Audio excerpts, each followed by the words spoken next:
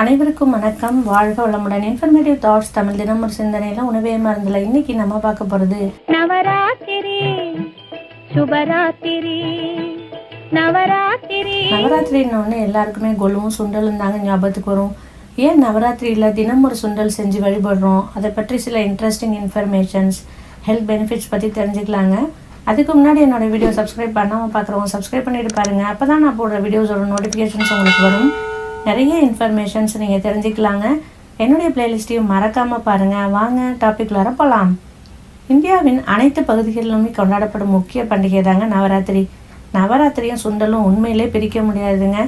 சின்ன வயசில் டெய்லி கொலு வச்சுருக்கிறவங்க வீட்டுக்கெல்லாம் போய் கொலு பார்த்துட்டு சுண்டல் வாங்கி சாப்பிட்டுட்டு வருவோங்க.